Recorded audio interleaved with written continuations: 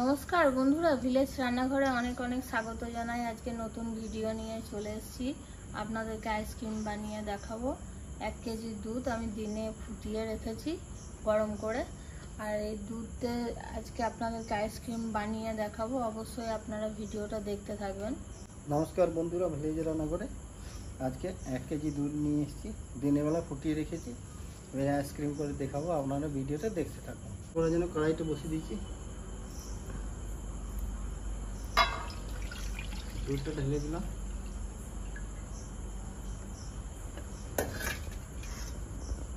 বন্ধুরা, এখানে কাজু আছে, এই কাজুগুলোতে আমি দুধটা কিন্তু ভালো করে ফুটে গেছে, আমি একটু দিয়ে দেবো কাজুর মধ্যে। বন্ধুরা, এটা এলাচ গুঁড়ো আছে, এলাচ গুঁড়োটা দিয়ে দিলাম।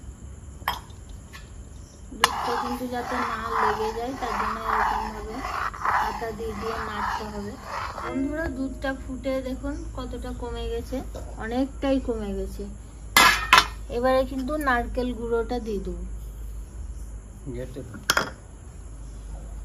ভালো করে মিশিয়ে নেব।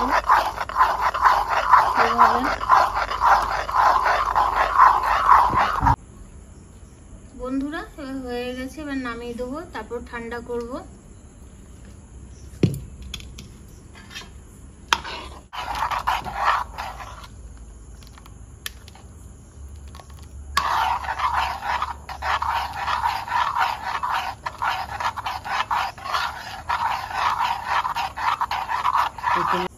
বাবারে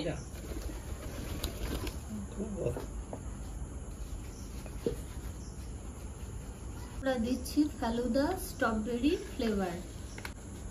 দেখুন দারুণ সুন্দর কিন্তু গন্ধ, পিঙ্ক কালারের। দেখুন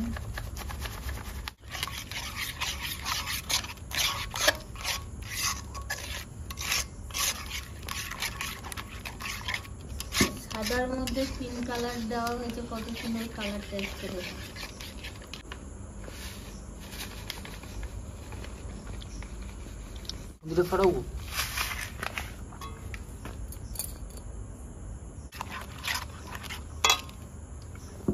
কাজু আর দুধটা আমি পেস্ট করে নেবো।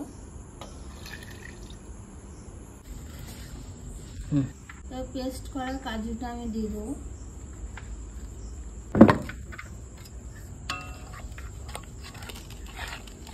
ভালো করে মিশিয়ে নেবো।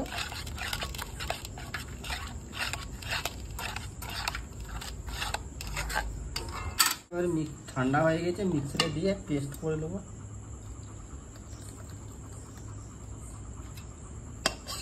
বন্ধুরা, আমি কিন্তু চিনি দিইনি, এতে আমি গুড় দিচ্ছি, তাই গুড়টা দিয়ে দিচ্ছি। এটা আবার পেস্ট করা হবে। করে নিয়ে আসি এবার হাতটা, এইটা কাপ গলাতে ঢেলে নেবো।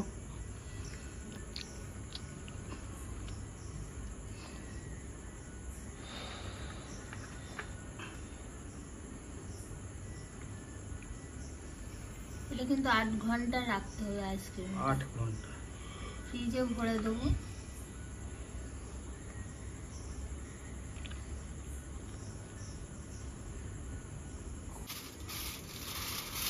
এই পেপারে মুড়বো বন্ধুরা।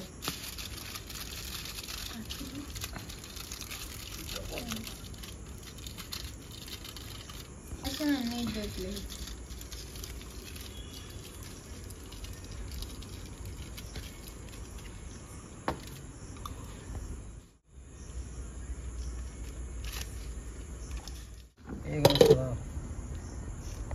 বন্ধুরা, এটা হয়ে গেল ভরা গ্লাসে কোকটেতে।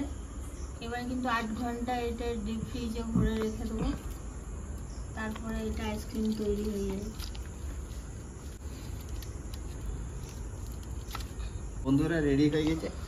এবার 8 ঘন্টার জন্য আমরা ফ্রিজে রেখে দিই। দাঁড়াতে লাটা ছাড়িয়ে দিচ্ছে, দেখুন আইসক্রিম তৈরি।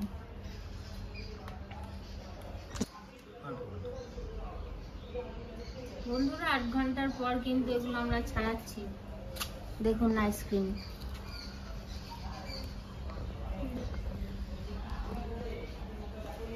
রেডি হয়ে গেছে। খাও না। দারুণ টেস্টি হয়েছে বন্ধুরা, বন্ধুরা খুব ভালো হয়েছে, দারুণ টেস্ট।